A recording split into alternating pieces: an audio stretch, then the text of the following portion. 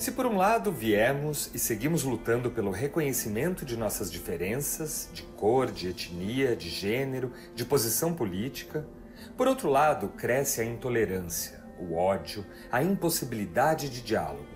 Impera o nós contra eles. Como chegamos a esta situação? Como virar a página belicosa das relações culturais e sociais de nossa época e renovar nossa aposta no convívio e no pluralismo?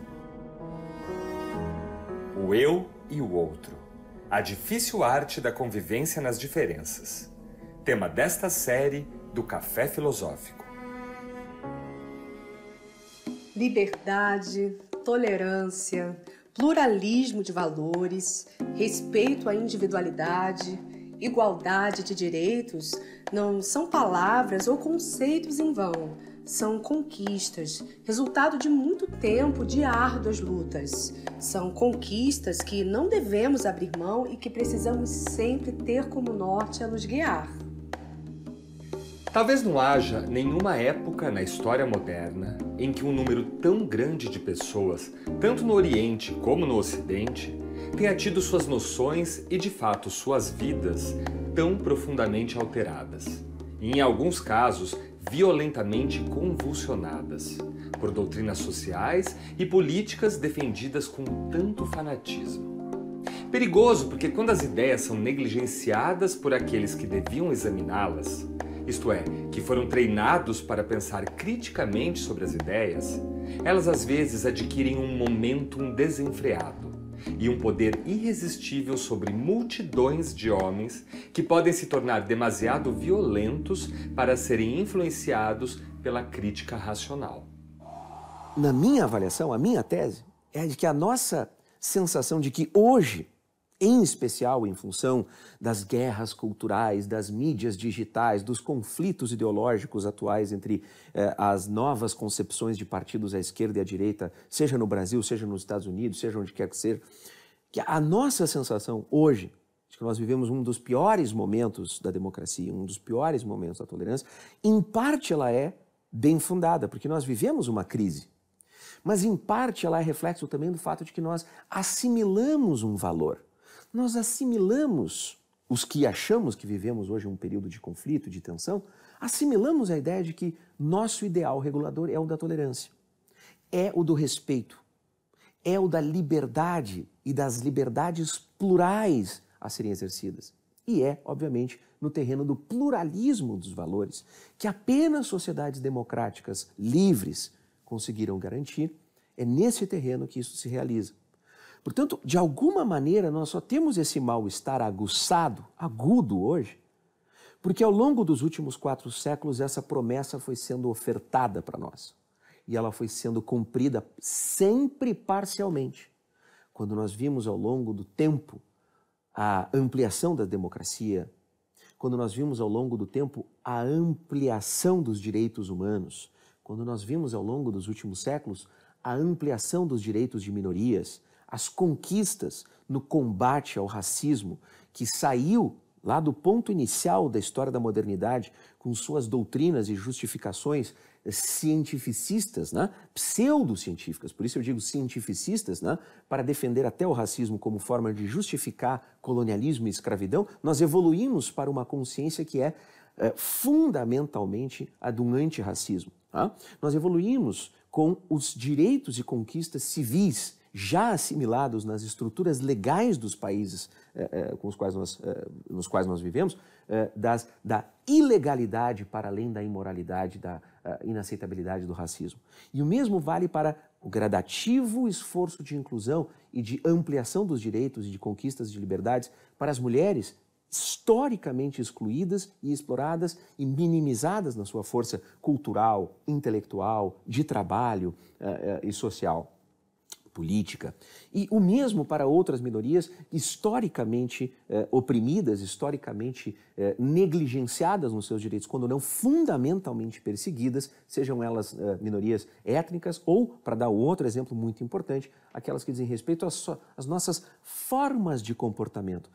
Nós tivemos esta promessa gradativamente ofertada e gradativamente ela foi sendo cumprida em partes, nunca integralmente.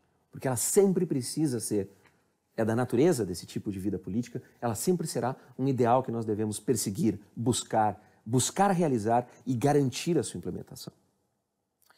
Mas o mal-estar vem justamente do fato de que, como muito bem observa Isaiah Berlin, essa doença incurável de achar que existe sim um fim único, de que existe sim um bem supremo e de que existe sim uma forma de valores ou um conjunto de valores ou um valor que deve se impor aos demais, essa doença metafísica, essa doença filosófica nos acomete. Nós sofremos dela.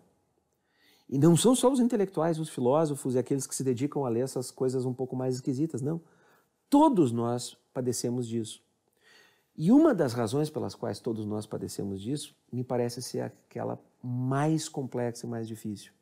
Qual é a mais complexa e mais difícil dessas dificuldades? É justamente o fato de que, para que essa promessa que eu acabei de descrever para vocês se realize, ainda que parcialmente, mesmo que parcialmente, para que essa promessa da tolerância e do pluralismo de valores se realize, é necessário haver a retirada das convicções do bem de maneira robusta, da verdade revelada pela religião ou pelo partido político ou pelas minhas crenças morais, não importa. Este pressuposto, o de que existe um e um único bem que é máximo, que é maior do que todos os outros, que ordena os demais, que se estabelece hierarquicamente sobre os demais, seja ele de natureza político-moral, seja ele de natureza religiosa, espiritual, invariavelmente nos leva e tem nos levado pela experiência histórica aos conflitos mais violentos, mais truculentos e mais pesados que a gente possa imaginar. Não adianta a gente pedir para uma pessoa cujas convicções religiosas são verdadeiras e genuínas, não adianta a gente pedir para ela se despir das suas crenças. As suas crenças precisam ser incorporadas e respeitadas. Assim como não adianta para uma pessoa religiosa chegar para uma pessoa laica e de convicções pluralistas e dizer: mas você precisa aceitar a verdade revelada pela minha religião, pelo meu Deus, e as práticas e os comportamentos que esta verdade traz. Isto jamais vai acontecer. O que nós podemos buscar e devemos buscar fazer é viver juntos, apesar dessas dificuldades, num espaço maximamente regrado, com as regras dessa civilidade. Mas o conflito não desaparecerá, precisamente porque estes elementos do nosso pertencimento de grupo, do nosso pertencimento comunitário, sejam os nossos laços não escolhidos, sejam os laços que nós escolhemos para pertencer a um grupo ou outro, a nossa comunidade na nossa cidade, pequena ou grande, não importa, o nosso grupo de pertencimento de natureza religiosa, o nosso grupo de pertencimento de natureza intelectual, partidário, todos eles pesam nas nossas concepções de vida e eles geram esses conflitos. O que aconteceu com as mídias sociais, com as chamadas guerras culturais, com a chamada polarização, é que novos meios digitais, tecnológicos, massificados e frequentemente indutores da radicalidade por meio da mentira e da intriga ideológica, permitiram que esses conflitos, que sempre existiram e que sempre foram difíceis de resolver, explodissem de maneira exponencial, porque nós passamos o dia focado em o que o outro está dizendo, e o que o outro fez, e o que o outro curtiu, ou o que o outro reagiu ou não. Mas eles não são uma novidade. A novidade é o modo como nós nos relacionamos com isso. Nós encontramos ao longo do período do pós-guerra, a despeito dos conflitos tremendos da Guerra Fria, uma intensa expansão gradativa da democracia e do horizonte de valor dos direitos humanos, que estão indissociavelmente ligados à noção de tolerância e com as noções de liberdades individuais e garantias dessas liberdades. Eu acho que a gente realmente tem uma espécie de joia rara, que é a tradição da tolerância, do pluralismo e das liberdades, que deve ser preservada a qualquer custo, em detrimento de quaisquer outras coisas que se apresentem para nós como valores. Por quê? Por que esta não é uma afirmação, por exemplo, paradoxal? Porque apenas este tipo de valor da tolerância, o do pluralismo, do reconhecimento do pluralismo dos valores e o da garantia das liberdades plurais a todos, apenas este é um conjunto suficientemente neutro quanto a outras formas de concepções ideológicas, religiosas, morais e políticas, para que nós possamos viver em civilidade, com civilidade, como disse o Berlin aqui. Pedir mais do que isso talvez seja uma necessidade metafísica profunda e incurável. Mas permitir que ela determine a nossa prática é um sintoma de uma imaturidade política e moral profunda e mais perigosa. Quanto às questões essenciais, nós não podemos arredar pé. Nós não podemos achar que é uma mera questão de ser conciliador e ser plural, tolerar aqueles que se recusam a respeitar normas fundamentais, por exemplo, das regras sanitárias durante uma pandemia, incluindo a recusa à vacinação, como se isso fosse uma manifestação de sua dignidade e de seu direito livre. Não é. Nós não devemos deixar de manter a nossa firmeza e convicção e nós não devemos nos deixar intimidar como se nós fôssemos os intolerantes, quando aqueles que acham que é trivial e normal atacar e destruir as instituições da democracia que permitem a nossa vida plural, que permitem a existência do pluralismo e da tolerância, nós não devemos nos intimidar diante disso e devemos afirmar com convicção, sem ceder nas questões fundamentais, nós devemos afirmar com convicção o nosso compromisso com a democracia e com esses arranjos democráticos. Aqueles que acham que nós devemos tolerar como mais uma mera opinião aqueles que defendem a insurreição e a sublevação contra uma democracia, contra uma eleição, como aconteceu com as hostes trumpistas nos Estados Unidos, são aqueles que ultrapassaram os limites da civilidade, são aqueles que ultrapassaram os limites do diálogo, são aqueles que abraçaram, por cinismo ou por sordidez convicta, a barbárie como forma. E este é o passo que nós não podemos dar para trás, para garantir a nossa tolerância, a nossa pluralidade de valores, a nossa liberdade, a nossa democracia e a nossa própria vida. No próximo bloco... É muito difícil construir qualquer forma de estabilidade em uma transição, quando você está passando de um modelo para outro e quando você não sabe exatamente qual é o próximo modelo.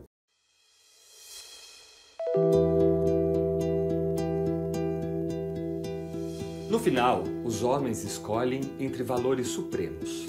E assim o fazem porque sua vida e seu pensamento são determinados por categorias e conceitos morais fundamentais que são, pelo menos ao longo de grandes extensões de tempo e espaço, uma parte de seu ser, pensamento e senso de identidade. Uma parte do que os torna humanos.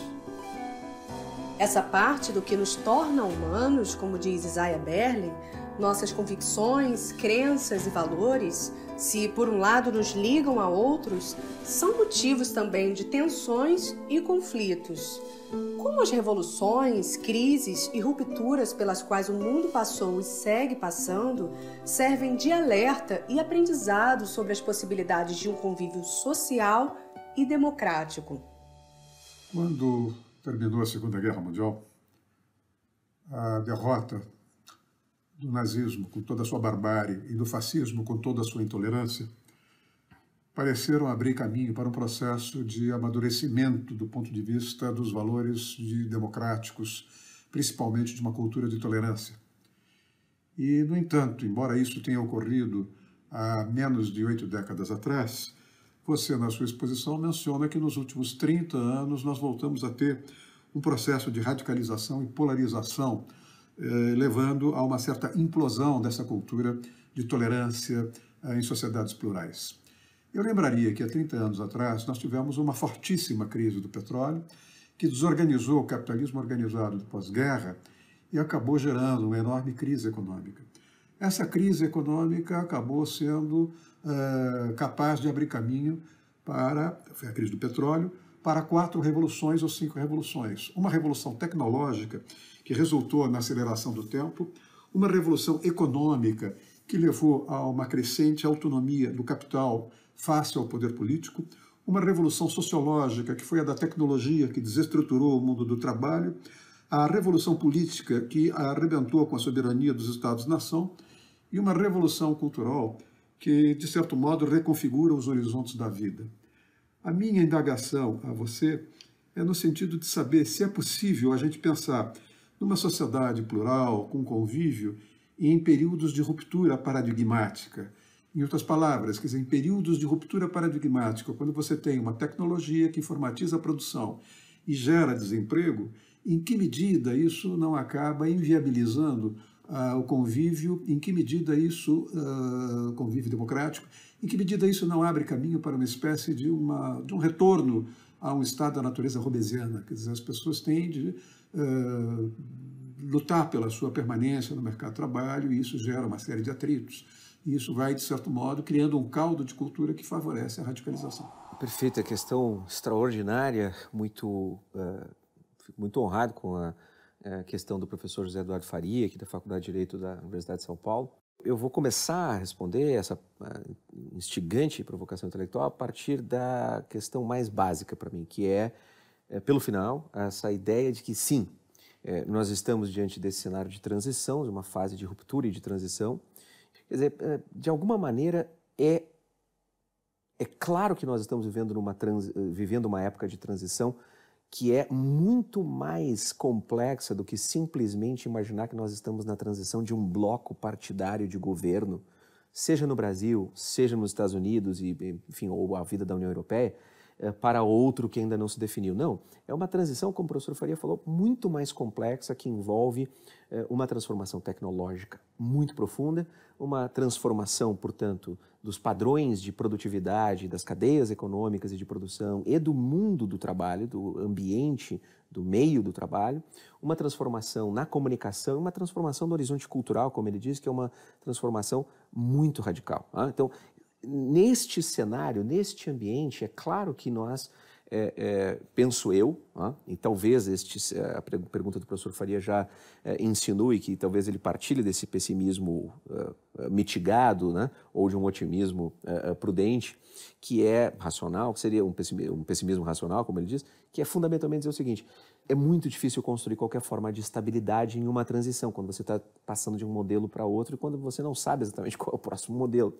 Não é claro o que vai vingar em termos de estabilidade do mercado de trabalho.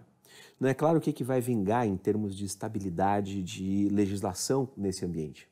No ambiente do trabalho, será que a gente tem como realmente acreditar que um universo que dissolve por completo os limites entre o que é o trabalho, o que é a vida em família, o que é a vida do lazer, em que simplesmente não existe mais essa situação de separação clara, e que isso não vai trazer nenhum tipo de instabilidade ou de conflito?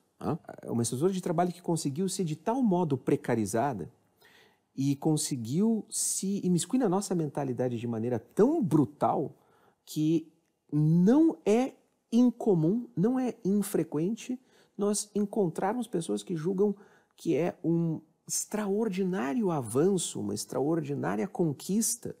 Nós vemos pessoas levando as suas vidas submetidas a brutais condições de trabalho e de renda, mas julgando-se empreendedoras porque o que fazem agora está vinculado a um aplicativo ou outro.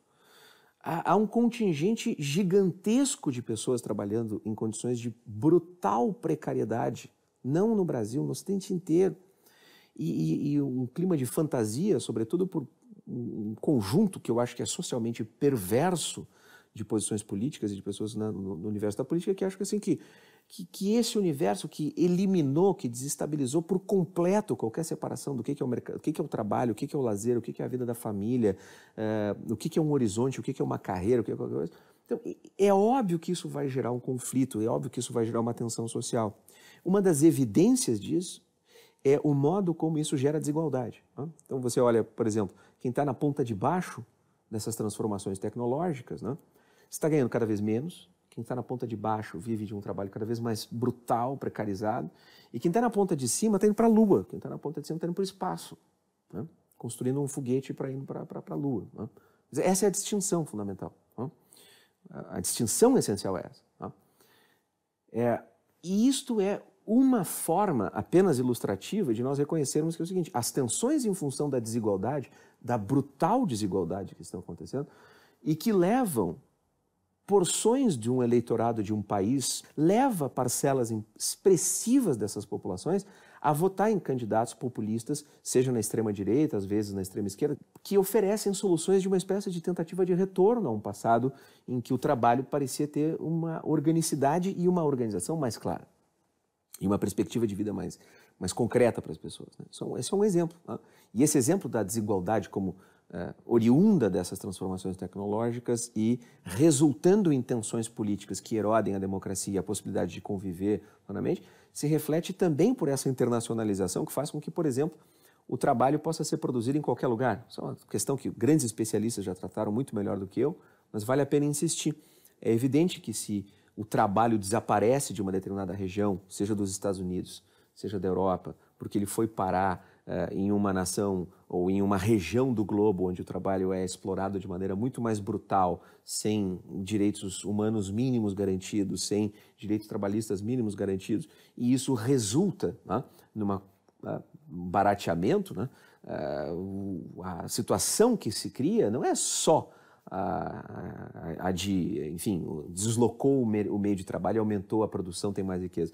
É também a de gerar desemprego, é também a de gerar brutalmente uma leva de desempregados e de laços de coesão social que vão se rompendo, vão desaparecendo. O que me leva ao segundo ponto, eu disse que eu ia ilustrar com 2 pontos da fala do professor Faria, que da revolução tecnológica, revolução do trabalho, etc. Bom, tem este segundo ponto que eu acho importante, que é o da uma revolução, uma transformação no horizonte cultural.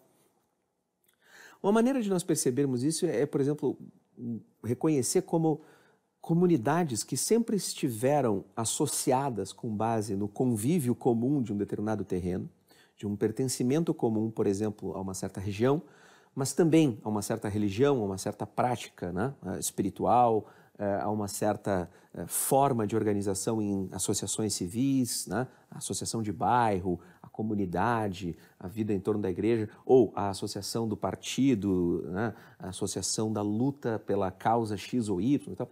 Esse padrão de associação civil, o clube, enfim, N formas, isso desapareceu. Essas pessoas têm laços de pertencimento rompidos. É óbvio que isso gera tensionamento político também. Né? O horizonte cultural que nós estamos vivendo é um horizonte também que está trazendo uma coisa muito nova. A ideia de que nós podemos exercer uma liberdade e uma autonomia quanto a quem nós somos, que seja absoluta, e isto é reafirmado permanentemente, eu invento, seja o meu pertencimento à política, seja o meu pertencimento à cultura, seja o meu pertencimento ao meu gênero, tudo isso é inventado por mim, eu sou um sujeito construído, isso é uma coisa típica da revolução cultural que o professor Faria está descrevendo e que começa na segunda metade do século XX a ganhar grande fôlego nas transformações das sociedades democráticas. Isso entra em choque com padrões de vida e de experiência comunitária que ainda são muito fortes em imensas parcelas da população global, da população mundial. Então, há tensionamentos também aí. E, portanto, a resposta é um tom de um pessimismo racional, de um pessimismo mais esclarecido, como eu disse, e dizer o seguinte, não, eu não acho que a gente vai conseguir sanar essas questões como um todo ou viver uma certa estabilidade democrática. Por outro lado, e eu acho que o Faria concordaria comigo, a gente não deve esquecer que a gente também, por vezes, se ilude com quão consensual foi o mundo pregresso quando a gente vive essas fases de transição. Né? Basta a gente pensar na experiência brasileira de uma ditadura militar que perseguiu, prendeu, torturou e matou dissidentes políticos. Basta a gente pensar na experiência da Guerra Fria como um todo, né? Num mundo dividido, né? Na experiência de ver o que era uma cidade como Berlim dividida e uma nação como a Alemanha dividida, como estava, os países do leste europeu submetidos à brutalidade de um regime que transformou um terço, talvez, do globo, né, entre Ásia, Eurásia e leste europeu e outras posições menores, em uma população zumbi de campos de concentração de trabalhos forçados com os regimes totalitários. Pensem no horror que era a violência e a brutalidade que a comunidade negra viveu no período americano anterior à marcha dos direitos civis e as conquistas gradativas que foram se consolidando depois, né?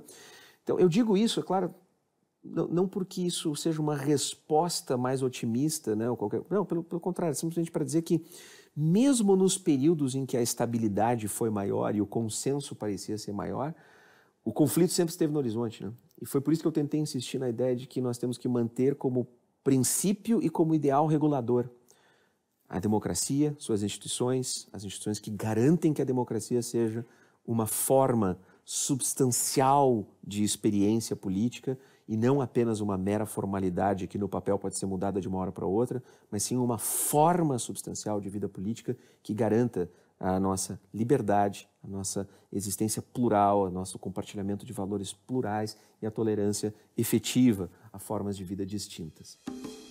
No próximo bloco, há algo de errado com o fato de que nós nos tornamos capazes de destruir o planeta.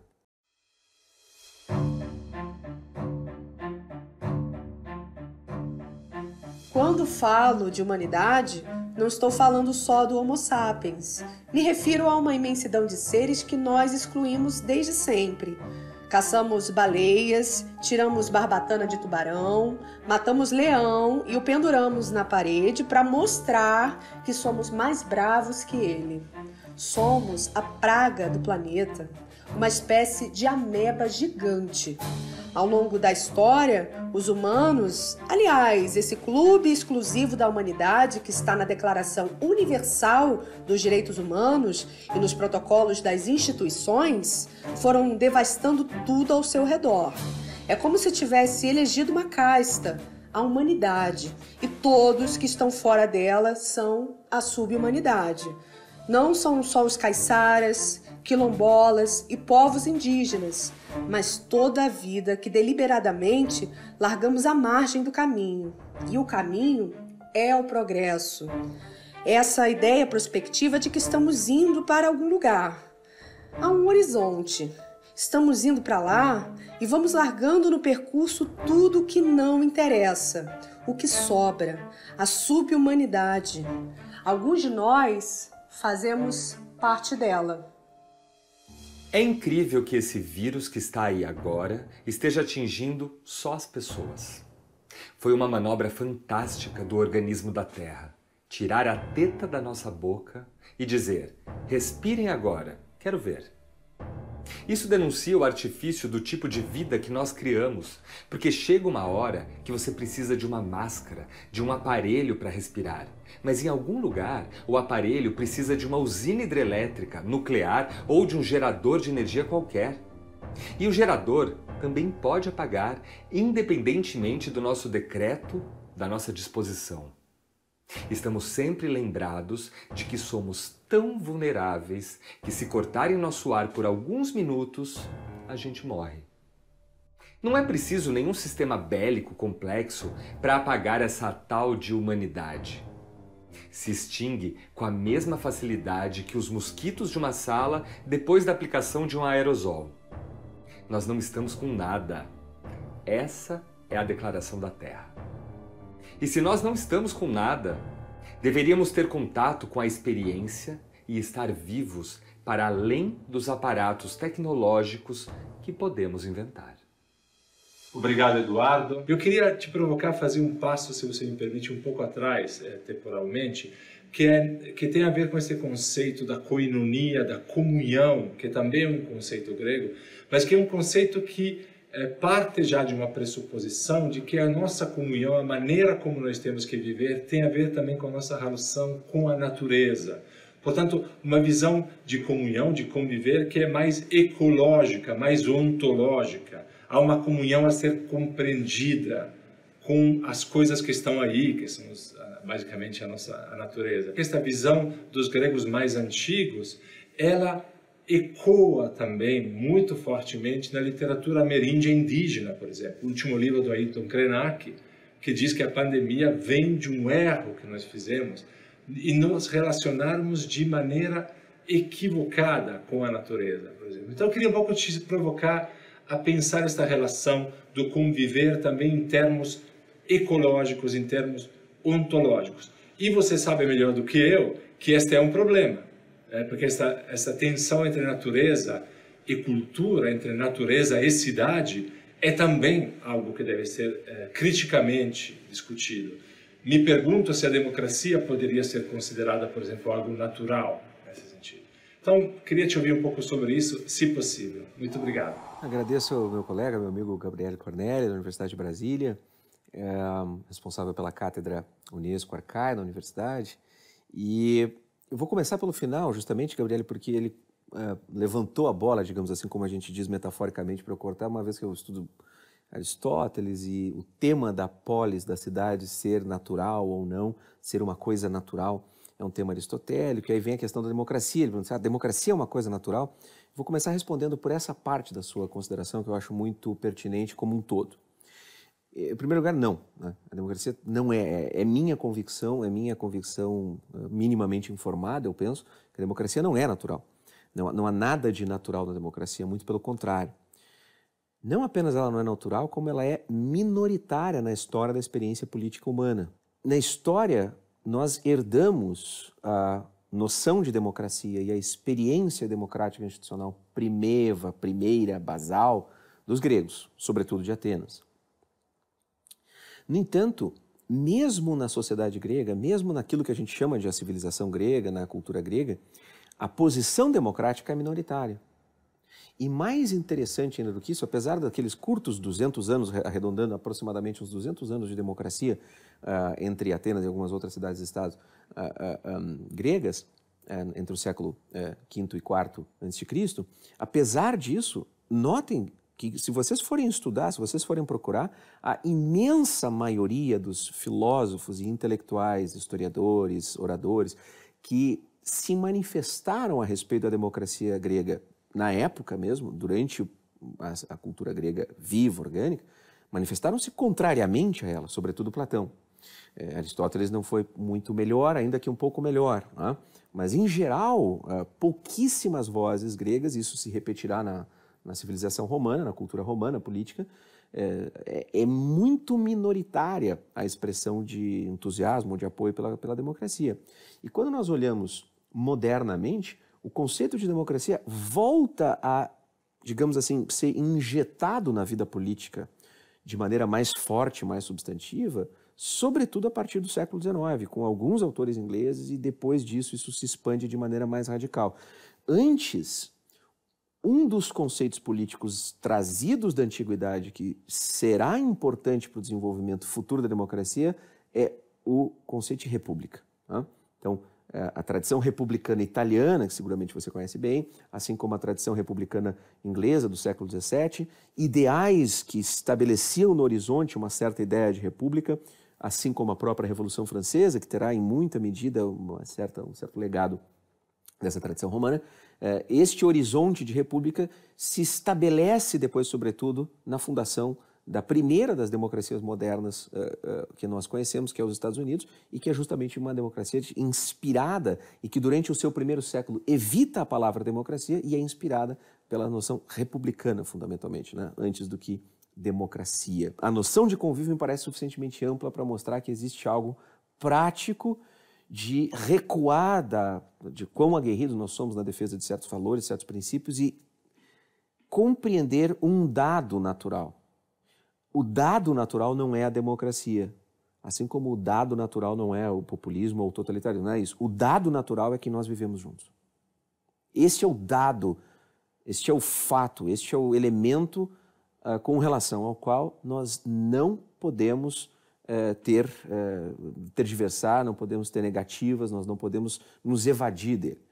E assim como nós convivemos juntos num certo ambiente localizado. E é aí que eu acho que entra a sua provocação, Gabriele, com relação a como é que isso impacta o modo como nós convivemos também com o que há de natural, com o que é o ambiente da natureza, né?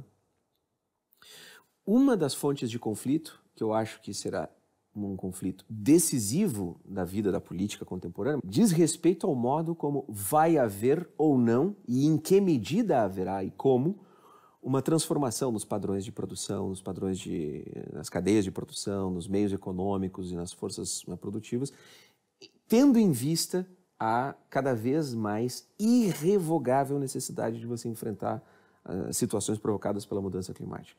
Nós pertencemos ainda a este grande arco histórico que eu descrevi como o arco da modernidade dos últimos 400, 500 anos aproximadamente.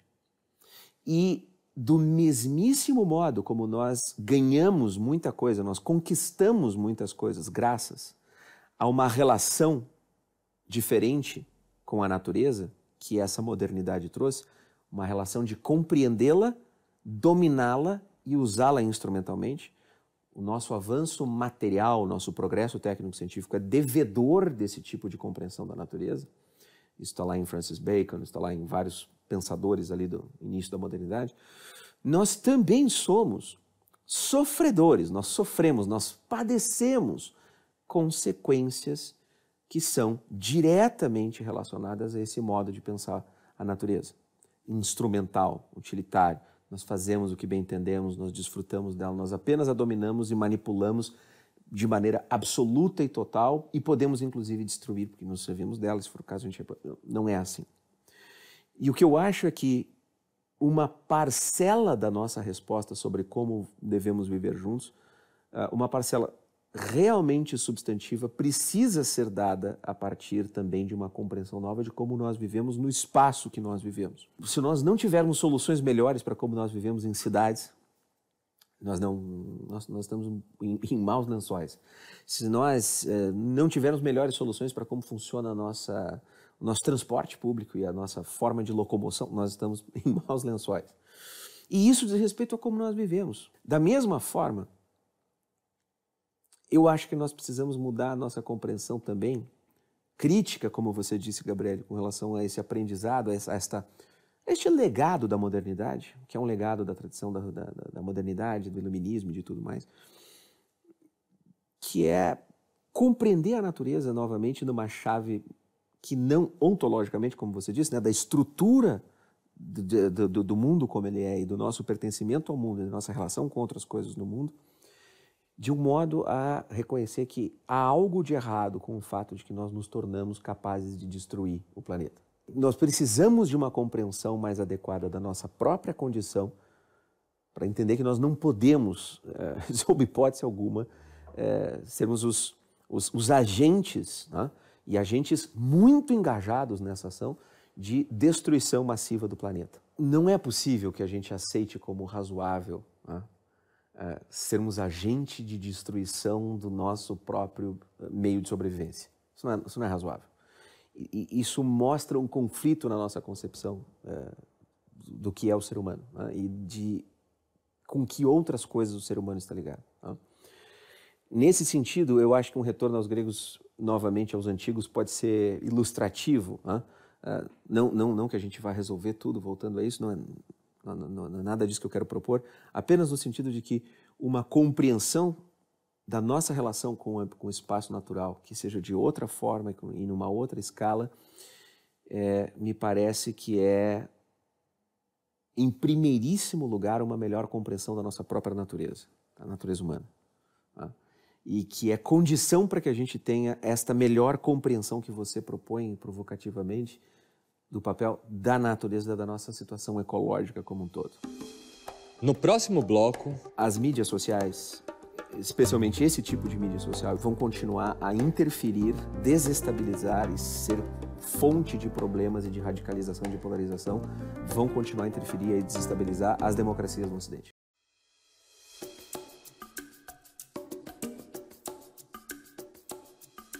Divergências e conflitos fazem parte da convivência humana e a polêmica e o debate também não são novidades no campo político.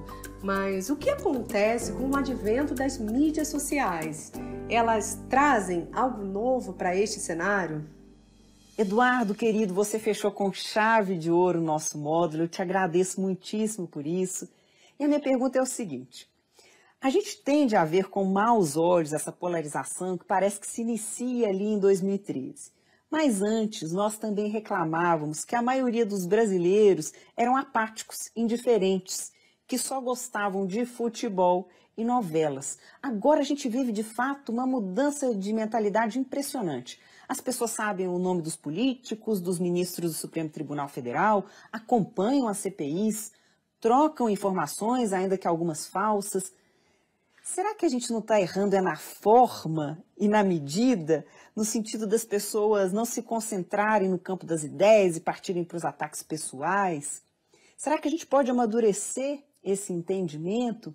E ainda, esses grupos radicalizados não podem também motivar o nascimento de um grupo mais moderado, que pode apontar uma direção interessante para o nosso país? Querida amiga Isabelle, muito obrigado pela pergunta, pela provocação intelectual fantástica, como sempre, nas nossas trocas. Foi um módulo extraordinário que eu pude acompanhar. Veja, eu concordo com você que nós podemos situar, ali por volta de 2013, a experiência brasileira de um mal-estar que vai se desenvolvendo sob a forma de uma polarização e uma radicalização muito agudas, né? Uma das maneiras de nós compreendermos isso está em, como você diz, o fato de que foi se tornando francamente mais aberto a todos os que tivessem interesse, e muita gente pareceu ter interesse, o inteiro universo da vida política. Tá? Então, vamos imaginar o seguinte, se nós recorrêssemos aqui à nossa experiência política do século XX no Brasil, até o início do século XXI, a forma básica pela qual alguém iria se informar de política era acompanhando noticiários televisivos de 2 ou 3 instituições fundamentais da imprensa no Brasil, lendo alguns jornais bastante expressivos de circulação nacional e, ao mesmo tempo, acompanhando a vida partidária, ou seja, vendo o que governos faziam e partidos que estão ora na oposição, ora no poder. A vida política girava em torno disso, com algumas associações civis acrescentadas a isso, né? A associação as bases comunitárias, né? Sindicatos, instituições de representação, etc. e tal. Isso significava que qualquer um de nós que quisesse fazer parte da política tinha que abrir mão do seu tempo livre para ficar fazendo maratona de séries num canal de streaming, ou lendo seus livros em casa, ou fazendo lazer com a família, ou cozinhando e curtindo a vida, ou passeando, correndo no parque, ou dirigindo, para se dedicar efetivamente a essa política, e ao mesmo tempo tinha uma informação que era mais ou menos filtrada pelos chamados gatekeepers, né, dessas instituições tradicionais que eu mencionei. O que aconteceu nos últimos 15 para 20 anos, mais ou menos? Especialmente no Brasil, eu diria que isso é um processo de pouco mais de 15 anos. Quer dizer, com a brutal expansão digital vivida pelo Brasil e com a consolidação desta novidade, que data ali do final da década passada, que são as mídias sociais, nós passamos a consumir esse tipo de coisa que nós não consumíamos antes, a informação política, a polêmica política, o debate político, permanentemente. Uma formulação que eu cheguei a fazer num determinado momento era basicamente a seguinte: não é que agora todo mundo passou a ter direito à opinião, todo mundo sempre teve direito à opinião. O que mudou com a lógica da internet, dos blogs, do Twitter, do Facebook, de todas essas redes que a gente conhece, é que agora todo mundo passou a ter direito à opinião veiculada, transmitida e com público, porque algum público sempre tem, isso é fenomenal, são bilhões de pessoas nessas redes, então sempre tem um público. Tá? E isso cria uma barulheira, né, uma estridência muito marcada. Né? Então é óbvio que este é um fator que eu acho muito importante para entender por que há essa queda no padrão do que seriam as interações políticas em termos de qualidade. Né? Esse é um elemento. Agora, você chamou atenção para isso, né? Do tipo, pô, será que as pessoas não estão partindo excessivamente para ataque pessoal e agora estão esquecendo isso? Tem um lado que, obviamente, eu concordo com o seu diagnóstico, porque ele é um diagnóstico factual, não tem como eu não concordar, é óbvio, mas tem um lado que eu acho que ele é importante, e é bom que você o traga, mas por outro eu acho que a gente tem que pensar o seguinte: a história da política e da vida partidária, da vida governamental, sempre foi cheia de situações complicadas. Né? Eu gosto de dar um exemplo histórico, que é o seguinte: na época da eleição do John Adams, segundo presidente americano, foi o primeiro vice-presidente, foi um dos grandes founding fathers, né? Um dos partidos de oposição vai ser o do partido do Thomas Jefferson, uma candidatura oposta e tal. Então você vai ter uma situação ali que as campanhas entre os dois, que tinham sido muito amigos e vão romper e depois vão voltar a ser amigos só no final da vida, de acusações do nível pessoal, envolvendo a mulher de um e casos de outro, e, enfim, acusações de ladroagem para cá e para lá. Você jamais imagina isso quando você pensa nos grandes estadistas que eles são, quando a gente olha do ponto de vista da história. Mas estava lá. Quer dizer, tem uma dose da vida política real que envolve um pouco isso. O que eu acho que é a novidade e que é a degradação que a gente vive é precisamente o fato de que nós estamos lidando com um elemento novo na paisagem. Esta ideia de que há uma espécie assim, de universalização, de sufrágio universal total e permanente da vida política. E que esta universalização total e permanente da política, permeando todas as esferas da vida, vai conseguir, de alguma maneira, isso é uma ilusão, né?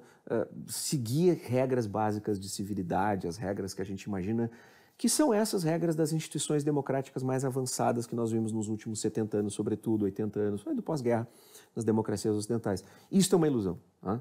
Isto é uma ilusão. A internet, o Facebook, o Twitter, chamem a rede digital que vocês imaginarem, ela sempre vai ser isto que ela é. Ela não vai mudar, ela não vai passar, você não vai passar a ter uma longa exposição de sábios com argumentos e contra-argumentos nesses meses. Esses veículos são estruturados e há ótimos pesquisadores publicando sobre isso, jornalistas brasileiros já escreveram sobre isso. Os algoritmos são estruturados para isso. Então, assim, a ilusão de que este mundo dessas ferramentas pode vir a funcionar de maneira plenamente satisfatória e civilizada para nós, vindo a coincidir com as nossas ambições democráticas, para mim isso é uma ilusão de que a gente tem que abrir mão.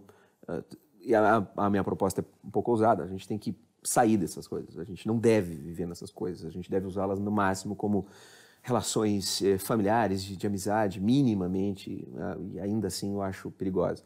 O que me leva a um último comentário para responder a sua questão, que é, mais do que a gente saber como a gente se porta, a gente está carecendo de uma legislação adequada que seja fruto de uma compreensão política coletiva da sociedade, minimamente acordada quanto ao papel dessas ferramentas, desses meios e desse tipo de instrumento. O que eu quero dizer com isso? Eu quero dizer com isso o seguinte, uma frase famosa, estou citando o John Adams de novo, pela segunda vez agora, né?